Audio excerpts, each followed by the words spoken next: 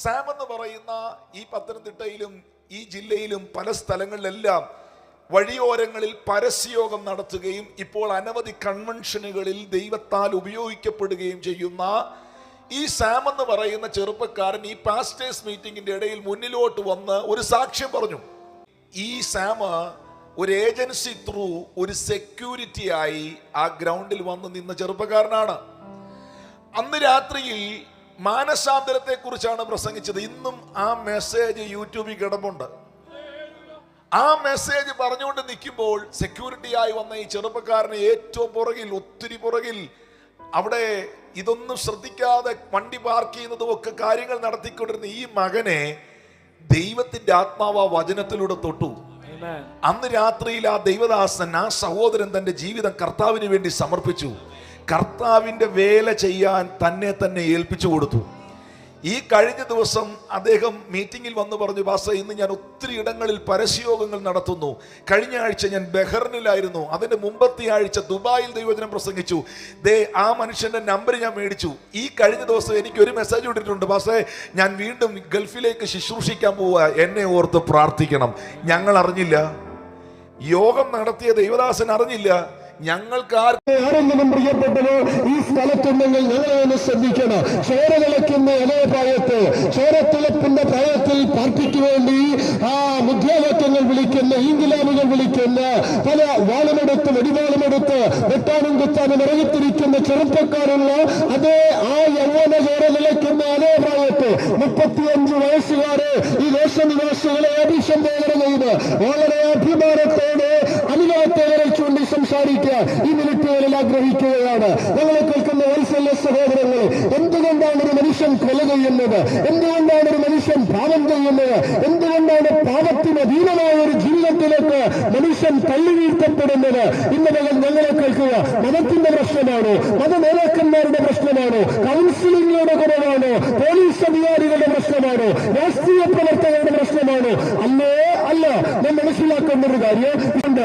എല്ലാവരും കൊള്ളരുതാത്തവരായി, എല്ലാവരും പാപം ചെയ്ത്, എല്ലാവരും ദൈവത്തെ വിശ്വസിച്ച് താങ്കളുടേതാകുന്ന വഴികളിൽ സഞ്ചരിക്കുന്നു.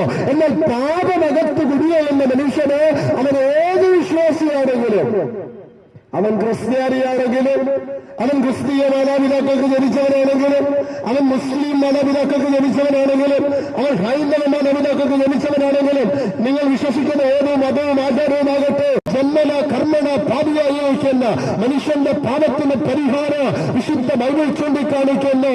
എല്ലാവരും പാപം ചെയ്ത് കൊള്ളരുതാത്തവരായി അവരുടേതായ വഴികളിൽ നടന്ന് നാശത്തിൽ നിന്ന് നാശത്തിലേക്ക് യാത്ര ചെയ്തുകൊണ്ടിരിക്കുമ്പോൾ കർത്താവ് യേശു പറഞ്ഞൊരു വാക്കിങ്ങനെയുണ്ട്, ഞാൻ തന്നെ വഴിയും സത്യവും ജീവനുമാകുന്നു, ഞാൻ മുഖാന്തരമല്ലാതെ ആരും പിതാവിന്റെ അടുക്കൽ എത്തുന്നില്ല.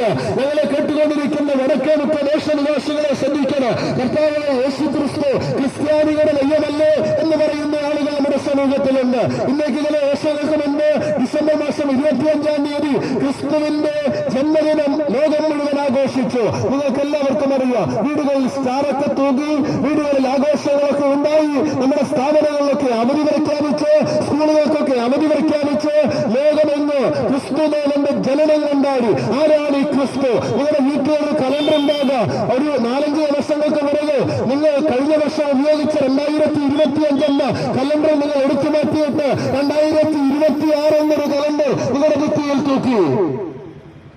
ഈ 2026ന്റെ ഉൽപ്പത്തി എവിടുന്നാണ്? ചരിത്രത്തെ AD എന്നും BC എന്നും തിരിയപ്പെട്ട എവിടെയാണ്?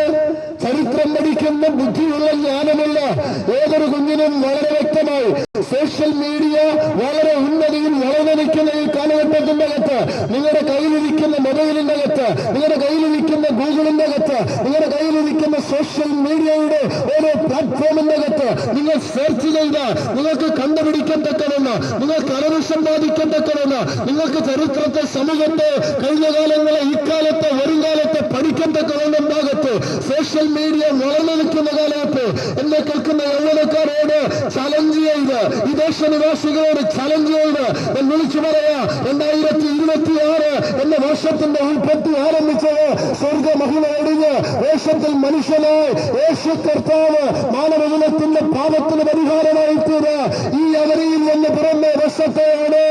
അസാധ്യമായ എനിക്കൊന്നുമില്ല, എന്നെ ശക്തനാക്കുന്നവൻ മുഖാന്തരം.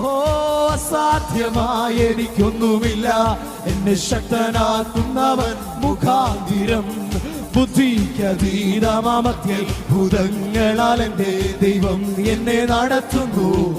ബുദ്ധിക്കതീതമാമത്തിൽ ഭൂതങ്ങളാൽ എന്റെ ദൈവം എന്നെ നടത്തുന്നു. സാധ്യമേ എല്ലാം സാധ്യമേ യേശുവൻ കൂടെയുള്ളതാ. ഓ സാധ്യമേ എല്ലാം സാധ്യമേ യേശുവൻ കൂടെയുള്ളതാ. യേശു നിന്റെ കൂടെ എല്ലാം സാധ്യമേ കൂടെ യേശുവൻ കൂടെയുള്ളതാ. ഓ സാധ്യമേ എല്ലാം സാധ്യമേ യേശുവൻ കൂടെ